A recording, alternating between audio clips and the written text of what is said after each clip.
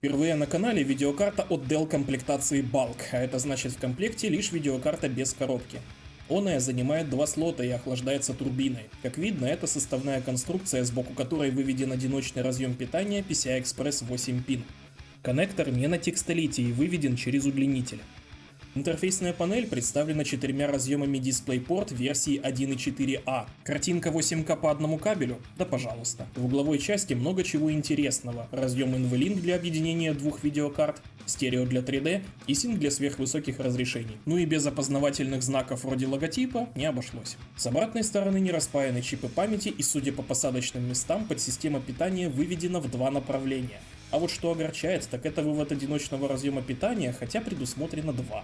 Почему мне это не нравится, я объясню дальше в видео. А по серийному номеру можно опознать печатную плату PG132, которая также служит основой для RTX 3080, 3080 Ti и 3090. В конструкции используются болтики Torx, и для разборки придется иметь при себе нужные отвертки. К сожалению, мне не дозволено разобрать ее, так что внутрянки не будет. Quadro RTX A5000 не тяжелее стандартного решения, так что подпорка не нужна. Вот такой элегантный кирпич Nvidia дала профессионалам. И уж не знаю как вы, но я бы хотел такую реализацию в гражданском сегменте видеокарт. А теперь к тестированию. Турбина не раздражает. В штатном режиме она и не будет напоминать о себе, а автоматика даже не подумает об ускорении до 80 градусов. Турбина никогда не останавливается, но ее вообще не слышно в простое. 30 градусов ядро, 34 память, 38 градусов хотспот. После прохождения 3D Mark Port Royal стресс-тест пиковая температура составила 79 градусов на ядре, память 94, хотспот 88. Объективно говоря, хотелось бы поменьше, и для достижения этого поможет наконец-то разблокированное управление кривой частоты напряжений. Если вы забыли, прошлое поколение типа Тьюринг, Паскаль, Максвелл были лишены этой привилегии. И тут вроде как внутренний оверклокер должен обрадоваться и ликовать от полной свободы действий. Но напоминаю, у нас один разъем питания. Поэтому вы, конечно, можете ее разогнать, но не перестарайтесь.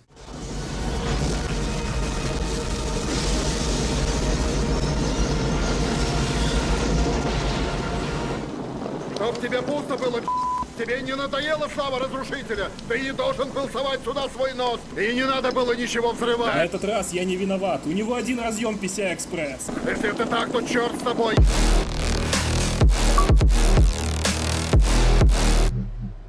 Из коробки Quadro RTX A5000 выбивает 14708 очков 3D Mark Time Spy. Положив на здравый смысл и технику безопасности, она выбивает 15685 очков. И это все равно мало, чтобы догнать RTX 3080. Да, не ожидали? 3090 еще дальше. Вот так это выглядит на фоне близких по классу видеокарт, а также старых флагманов. Вернемся к сравнению с 3080. Quadro объективно отстает.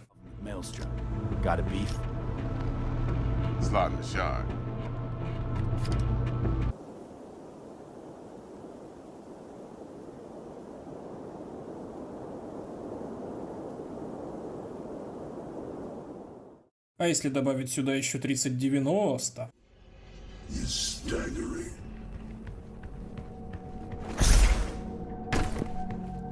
В общем, не ведитесь на сладкие речи тех, кто обзывает ее 3080 здорового человека. Или 3090 с лычкой Quadro. Это объективно не так, а реальное положение дел у вас на экране. RTX A5000 выигрывает в майнинге, в остальном 3080 будет лучше, а за 3090 я промолчу. Но это ж в сравнении одного с другим, сам по себе уровень производительности очень высок. Практически везде киберспортивные FPS, даже на максималках. А если работать от качества, то в 4К можно рассчитывать на комфортный уровень производительности, ведь ниже 30 никто не просядет.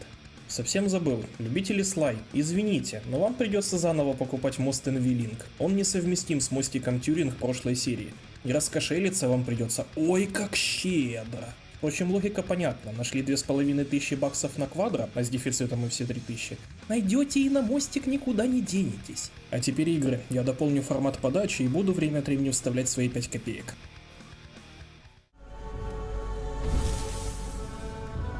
В Ассасине бессмысленно гоняться за кадровой частотой, даже на минималках Full HD удастся раскачать лишь 120 Гц. Уж лучше 4К с 50 FPS на максималках.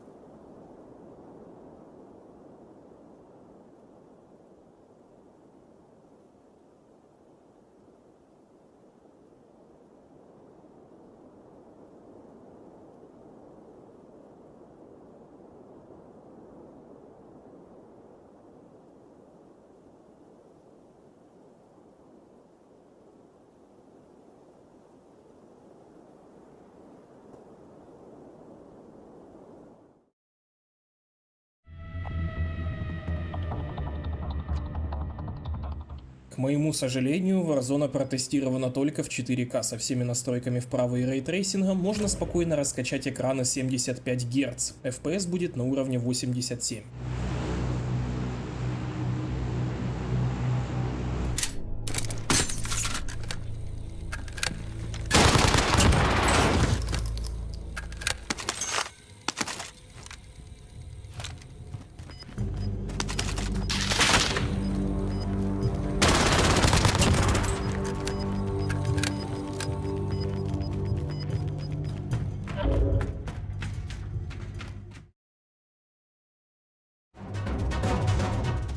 В контре во всех случаях огромный FPS. Даже раскачать экраны 360 Гц не проблема.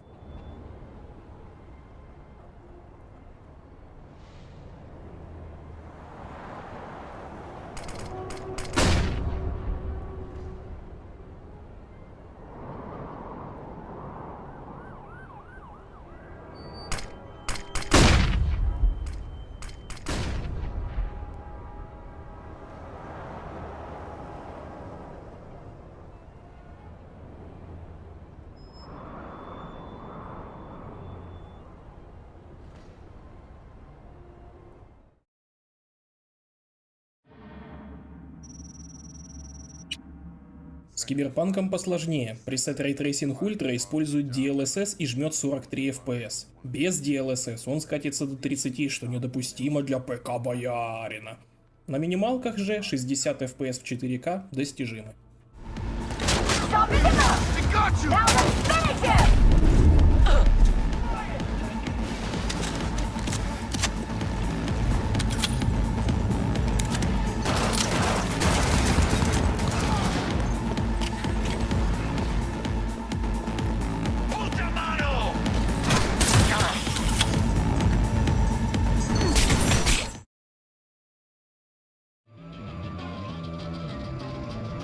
Doom всеяден. Хочешь качества? Будет тебе раскачан 4К в 75 Гц. Хочешь нагибать? Будет тебе 360 Гц Full HD.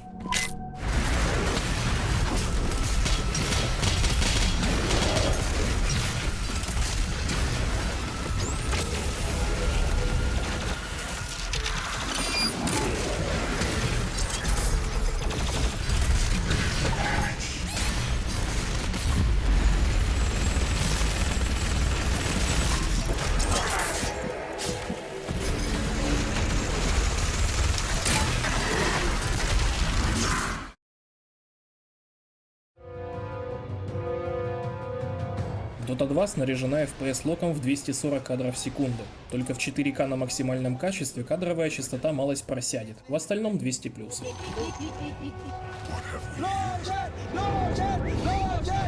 They're unstoppable.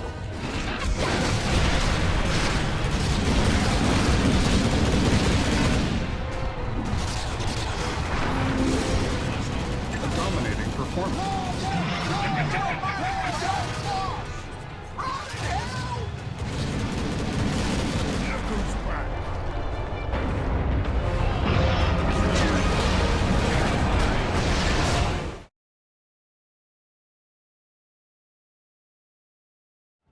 Gears 5 немного не достают до стабильных 60 на максималках в 4К. За герцовкой гоняться смысла нет, даже минималки Full HD не выжмут выше 176 FPS. У видеокарты не догруз на Full HD.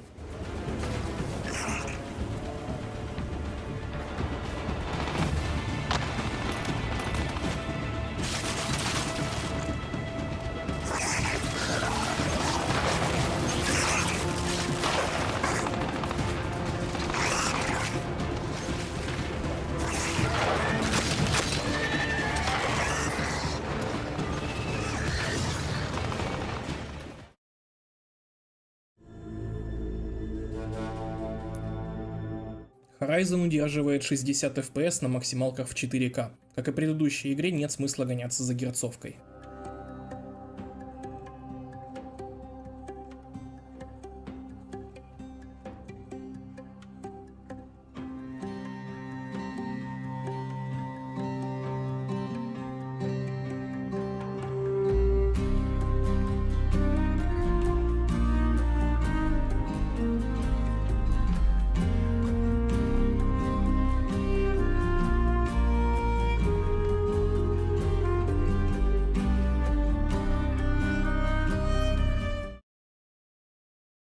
Quake нельзя стандартизировать, поэтому он идет заходами.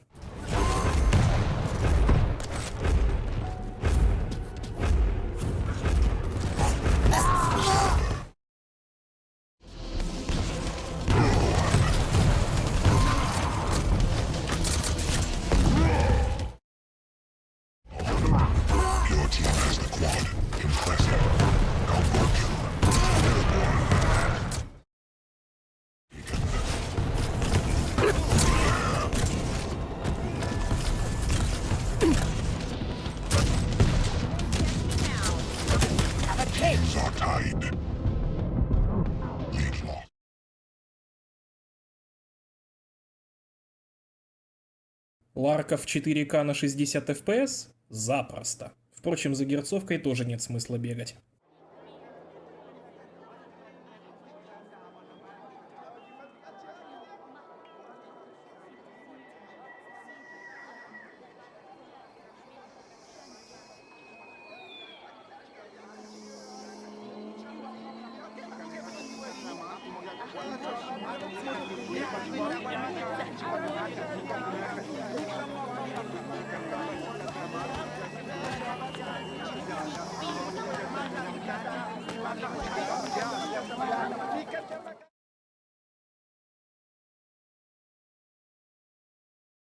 Rainbow Six Siege потянет 360 Гц на Full HD, в 4К свыше 200.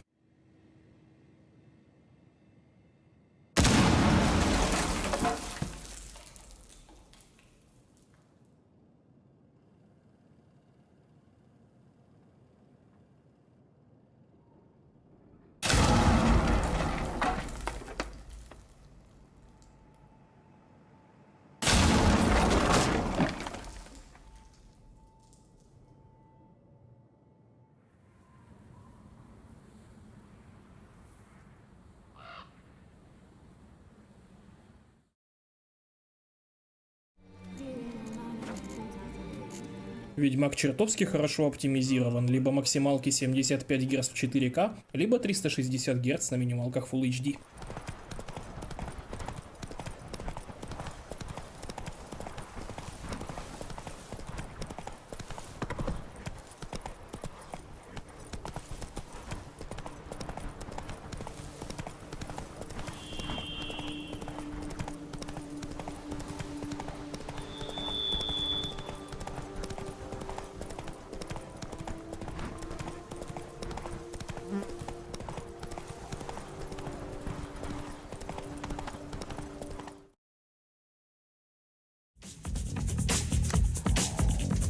Wreckfest не догружает видеокарту Full HD, впрочем 120 Гц 4К вполне реально.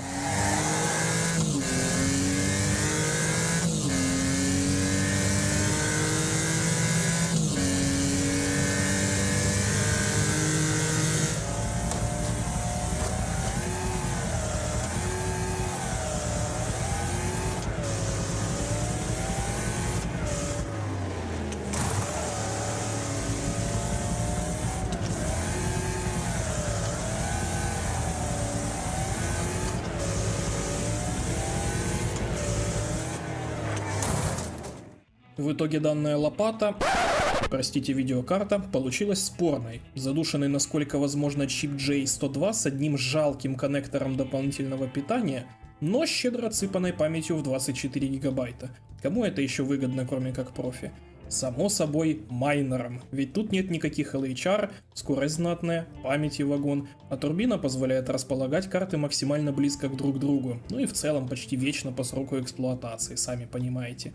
С точки зрения поиграть, в принципе справляется со всем, что в Full HD, что в 2К, и весьма достойно справляется с 4К.